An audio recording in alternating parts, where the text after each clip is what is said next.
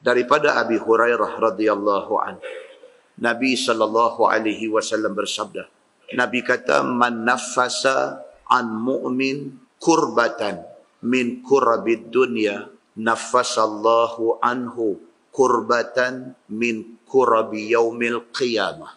Nabi kata, siapa yang masa hidup di atas dunia, dia ada melepaskan satu kurbah orang mukmin. Kurbah ni maksud dia kesedihan. Orang putih kata distress, kesedihan.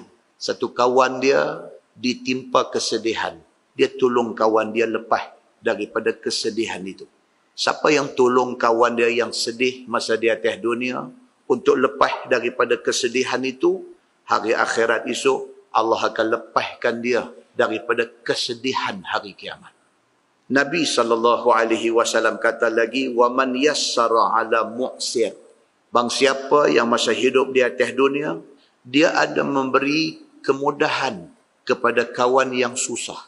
Barang siapa yang masa hidup di atas dunia, ada satu kawan susah, dia lepaskan kawan tu daripada kesusahan.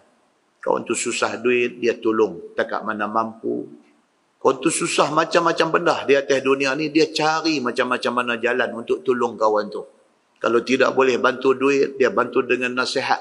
Kalau tidak boleh bantu dengan duit, dengan nasihat, dia bagi moral support dekat kawan tu. Dia bagi sokongan moral kepada kawan tu.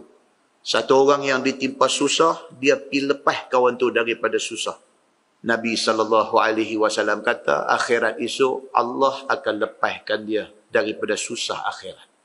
وَمَنْ سَتَّرَ مُسْلِمًا سَتَّرَهُ اللَّهُ فِي الدُّنْيَا وَالْآخِرَةِ. Siapa yang di atas dunia, dia tutup aib saudara yang sama Islam dengan dia, Allah tutup aib dia dunia dan akhirat. Tuan-tuan, siapa tak ada aib? Semua orang ada aib. Dia alim besar ke, dia ulama besar ke, dia orang yang terhormat pada mata manusia ke, ada aib. Banyak dengan sikit aja. Tapi yang aib itu ada. Kalau kita cari, kita jumpa. Aib tak disuruh kita cari.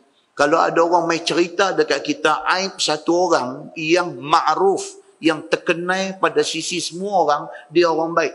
Semua orang tahu kata dia orang baik. Tiba-tiba satu hari orang mai dekat kita cerita aib orang yang semua orang kata baik ni. Kita tutup aib itu. Kerana kita tutup aib orang baik, Allah tutup aib kita dunia dan akhirat. Atas dunia kita ada aib orang tak tahu. Pasal apa orang tak tahu? Pasal Tuhan tutup.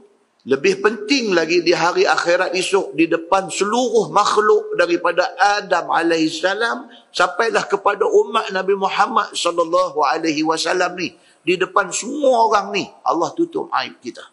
Semata-mata kerana kita masa hidup atas dunia, kita ada tahu aib orang baik, kita tutup aib dia.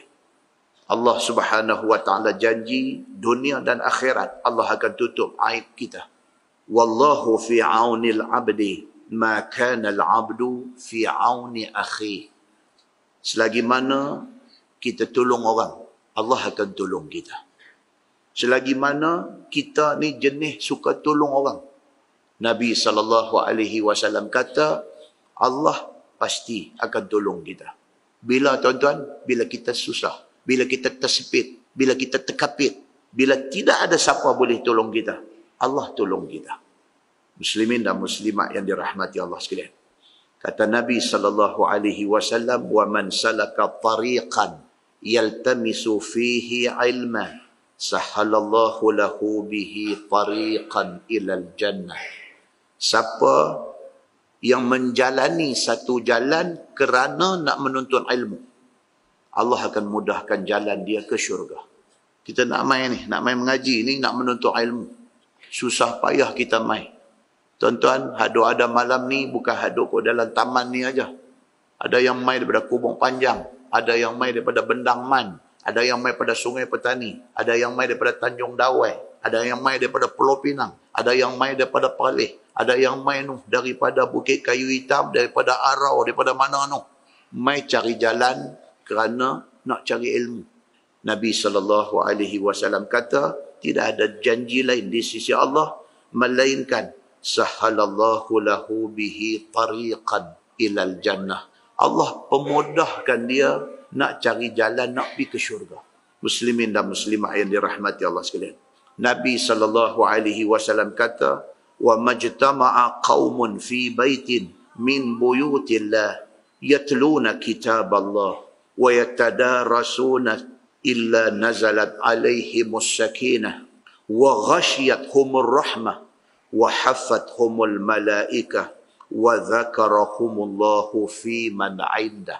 Nabi SAW kata, siapa yang berhimpun di masjid, siapa yang turun mai masjid, berhimpun di masjid kerana nak membaca kitab Allah, kerana nak bertadarus Al-Quran di masjid, Allah Subhanahu wa taala pasti akan turunkan tenang dalam hati dia.